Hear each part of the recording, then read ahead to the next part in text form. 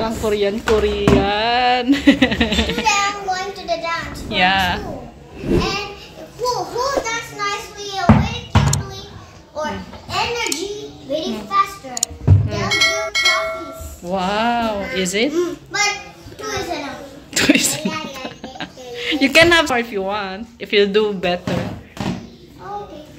But if I tell her maybe 4 trophies, she'll be happy. Maybe Mommy is happy if I have 4 trophies. Yeah. You look cute, baby. Thanks, Mom. Happy Valentine's. Happy Valentine's.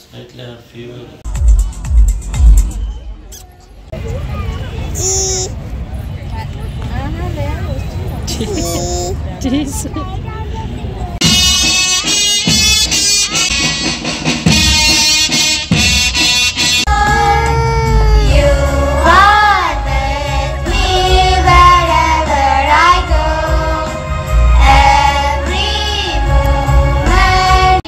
Intricate movements and expression.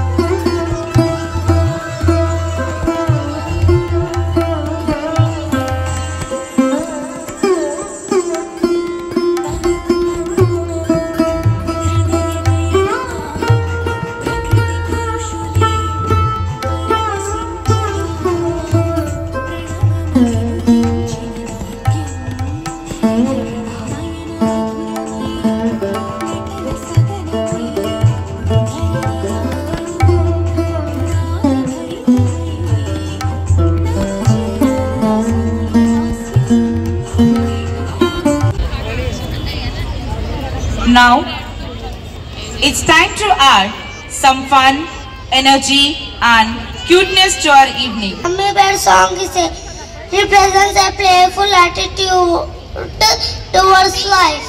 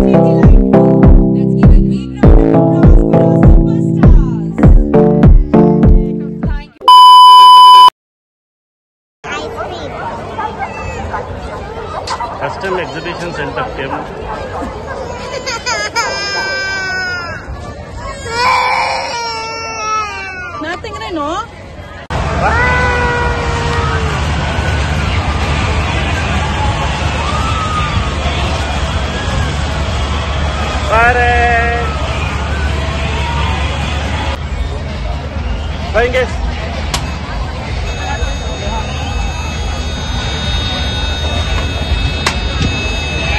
Bye.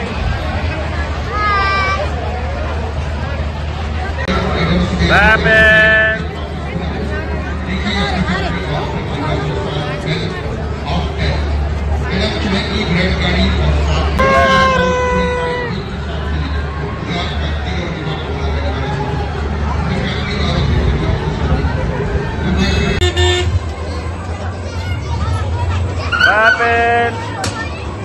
Hold tight, hold tight.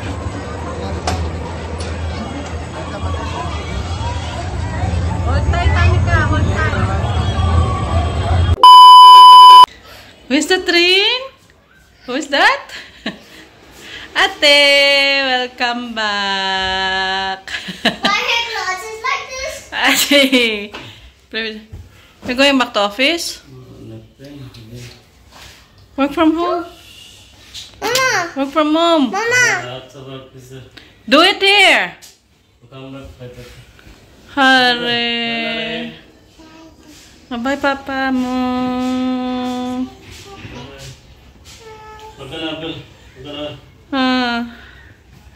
How's your school, ate? Huh? Nice. What did you do today?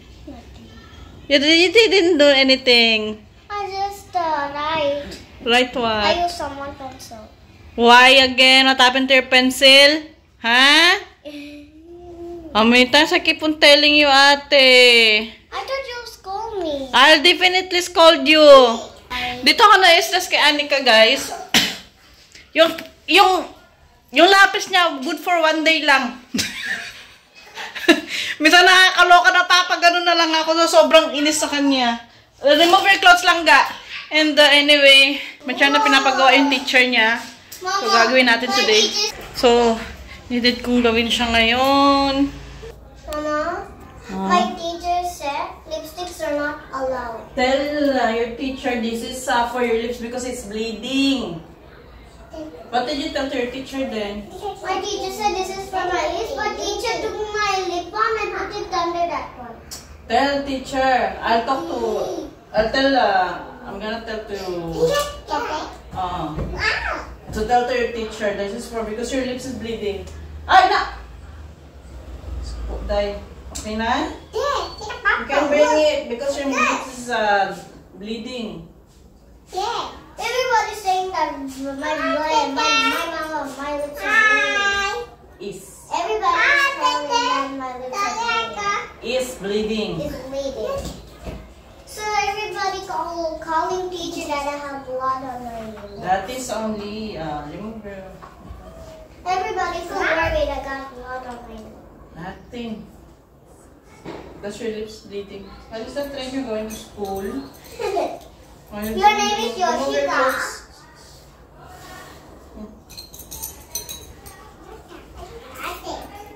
Dirt!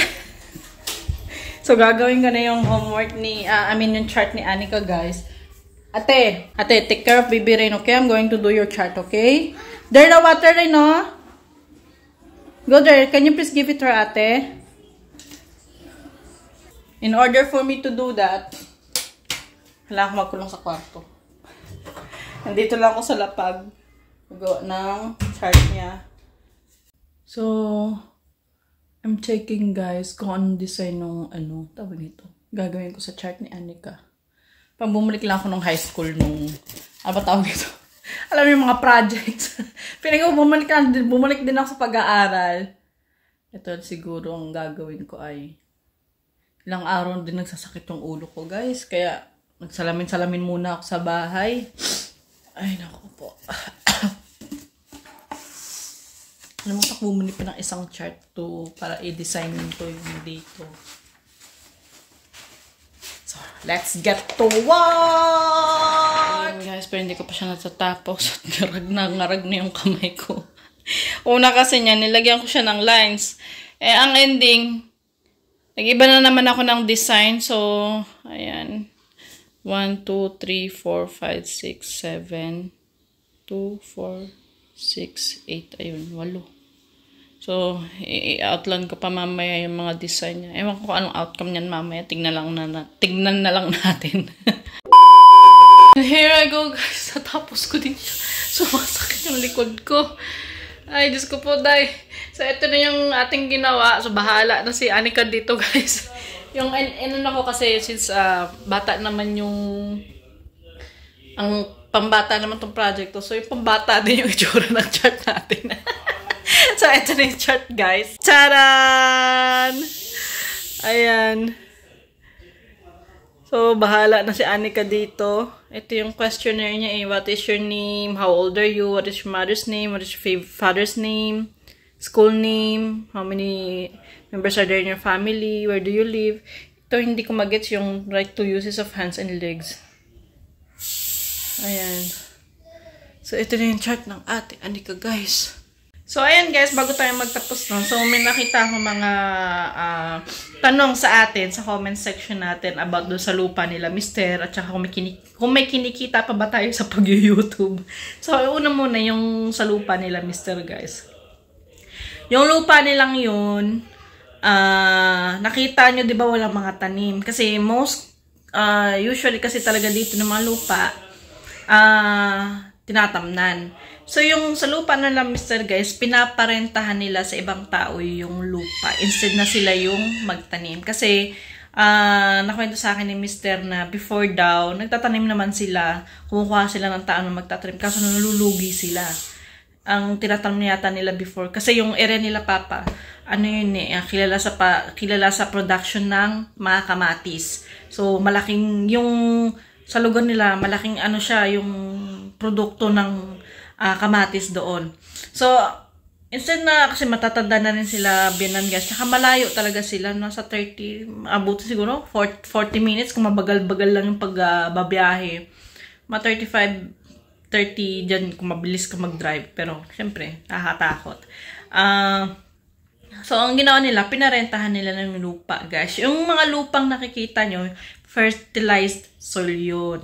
Ayan. Fertilized soil siya. Kaya sabi ko, Mister, pag ito, tinatapos yung kontrata nung nagre-renta sa kanila at pagrerentahan nila ng, ng magtatanim, maganda kasi yung lupa, guys, na na siya ng fertilized soil, na haluan na siya. Kaya sabi ko, maganda yung magiging produkto nung if ever na matapos yung kontrata na nagre-renta nito, yung susunod. Kasi fertilized soil yun eh. So, syempre, automatic na halo rin doon sa lupa mismo ng lupa nila, Mister. Ayan. So, saan nila biyanan, guys? Dati kasi yung malapit doon, nagre-renta sila. So, yan yung sanasabi na bangit ko, nagkaroon siya ng financial na problema. Bumalik na sila doon sa talagang bahay talaga nila. Yun yung luma. Luma na talaga yun. Ayun naman eh, mapupunta sa aking hipag.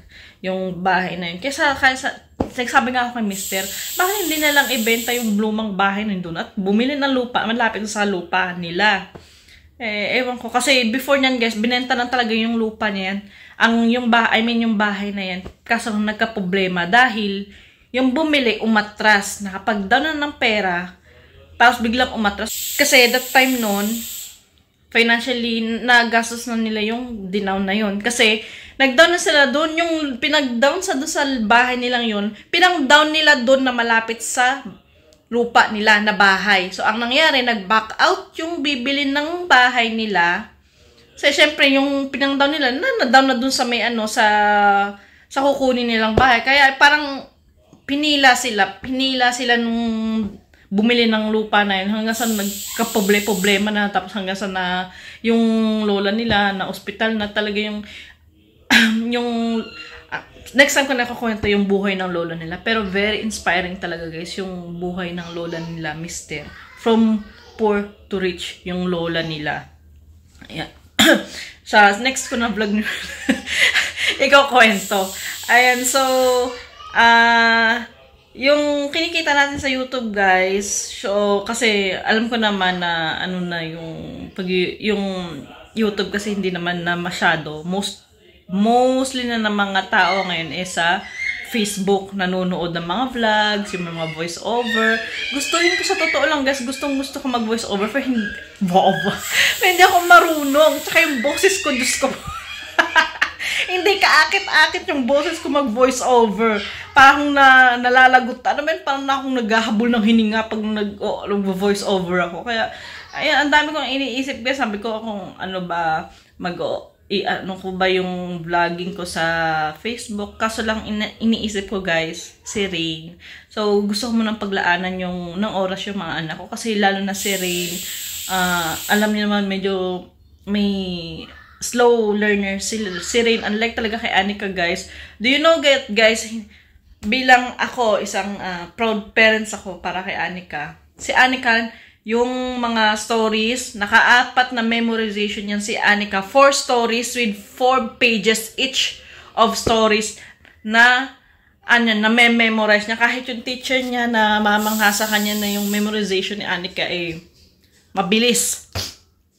But si Rain, ang problema ko si Rain kasi naging kabaliktad ni Anika. So, sabi ko, kaya hindi ko na rin masyado guys inaano yung, alam niyo naman pag-vlog ko dito, hindi na yung araw-araw. Kung kaya kong mag-edit na may extra time ako, ginagawa ko. Pero sa totoo lang guys, habol na habol yung mga gawain ko sa pang-araw-araw, sa oras ko. Hindi na ako halos makapagpahinga. Kaya this past few days, talagang nangitim na yung nandito ko. At saka kaya nagsasalamin ako dahil sumasakit talaga yung ulo ko. Wala akong pahinga. Yung instead na itutulog ko, ililinis ko ng bahay. Kasi pag nagising si Rain, hindi ka na siya mabibigyan ng time. So, sabi ko kay Mr. Unahin ko muna yung yung mga anak ko kasi kailangan ako ng mga anak ko. Kaya yung pag-vlog natin sumisoldo pa naman guys. Kung sisipagan ko mag-upload pero past years siguro after 3 months ako nakakasahod. Ayan, so hanggang sa ma-reach ko yung $100 na ni Lolo YouTube. Ayan, so ayan. So, ayan yung ating mga medyo update. Ayan. So, that's all for today's video, guys. So, maraming salamat sa pagsama kayo sa ating vlog. And, thank God, natapos ko din to. Sumakit yung dito ko. Ayan. So, see you in the next vlog, guys. Paalam. God bless and always mag-iingat. Paalam.